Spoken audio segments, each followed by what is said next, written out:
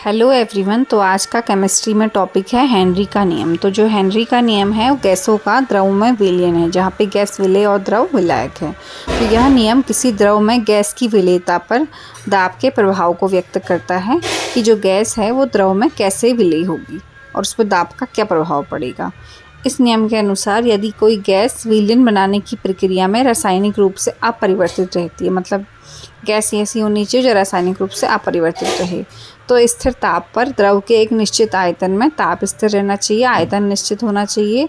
घुलित उस गैस का द्रव्यमान विलयन के साथ साम्यावस्था में स्थित गैस के दाब के समानुपाती होता है। तो जो गैस का द्रव्यमान है वो गैस के दाब के समानुपाती होगा, यानी कि जितना ज़्यादा दाब हम अप्लाई करेंगे उतना ज़्यादा गैस विलायक में घुलेगी। तो यदि किसी निश्चित ताप तथा दाब P पर किसी द्रव के एक दिए गए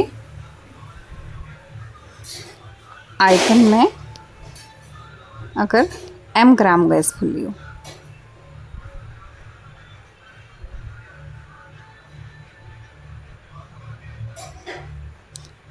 तो हेनरी के नियम से अगर निश्चित ताप पर दाब अगर P है और m ग्राम गैस घुली है तो m समानुपाती P, m equal to Kp, जहाँ K क्या है, एक स्थिरांक है। अब इसको हम दूसरे रूप में बोल सकते हैं, विलयन में जो गैस का मूल अंश होता है वाष्प अवस्था में गैस के आंशिक दाब के समानुपाती होता है। मतलब हम गैस के द्रव्यमान की जो हमें गैस का मूल अंश भी लिख सकते हैं, मूल अंश भी विलेय की मात्रा को ही बताते हैं। तो यदि गैस का विलयन में मूल अंश x और वाष्प अवस्था में आंशिक दाब P हो तो हेनरी के नियम से क्या होगा, सेम जैसे जो द्रव्यमान m था उसकी जो हमें मोल अंश x आ जाएगा। ठीक है, तो P समानुपाती x, दाब P समानुपाती होगा मोल अंश x के। तो P इक्वल टू समानुपाती का साइन हटाएंगे, नियतांक KH लग जाएगा इनटू x। तो जहाँ KH है हेनरी स्थिरांक। अब हेनरी के नियम की सीमाएं हैं। जो हेनरी का नियम है केवल आदर्श गैसों के लिए ही मान्य है, लेकिन फिर भी इस नियम का उपयोग हम कम दाब पर वास्तविक गैसों के लिए किया जा सकता है, क्योंकि कम दाब पर वास्तविक गैसें आदर्श गैसों की भांति व्यवहार करती हैं। तो जो हेनरी का नियम है आदर्श गैसों के लिए करते हैं, पर आदर्श गैसें तो होती नहीं है। नंबर 2, यह नियम उन गैसों पर ही लागू होता है जो विलायक में कोई रासायनिक अभिक्रिया नहीं दिखाते हैं। जो गैसें रासायनिक परिवर्तन प्रदर्शित करती हैं उन गैसों पर यह नियम लागू नहीं होता, मतलब जो चेंज हो जाएगी। जैसे NH3 पर यह नियम लागू नहीं कर सकते, क्योंकि NH3 जल के साथ क्रिया करके NH4OH बनाती है।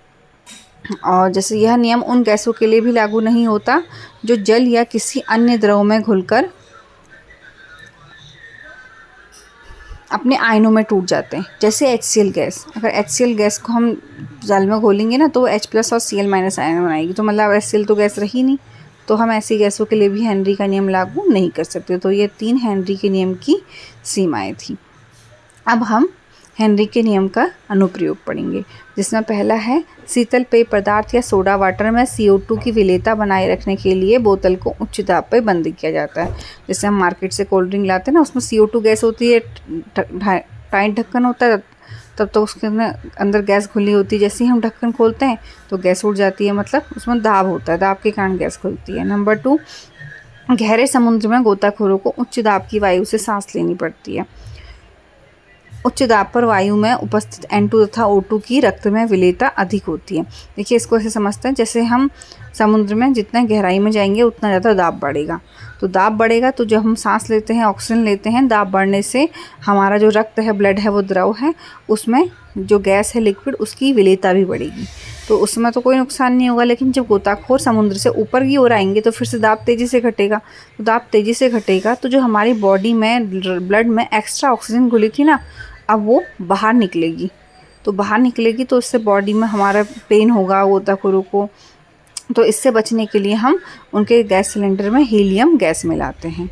अगला है, देखिए, अधिक ऊंचाई में रहने वाले स्थानों में ऑक्सीजन का आंशिक दाब कम होता है। देखिए, जितना ऊंचाई में जाते हैं उतना दाब कम होगा, जिस कारण पर्वतारोही अधिक ऊंचाई पर रहने वाले व्यक्तियों के शरीर में रक्त में ऑक्सीजन की विलेयता कम हो जाती है। वहाँ पे ऑक्सीजन होती है, पर दाब कम होने से ऑक्सीजन कम मात्रा में घुल पाती है बॉडी में।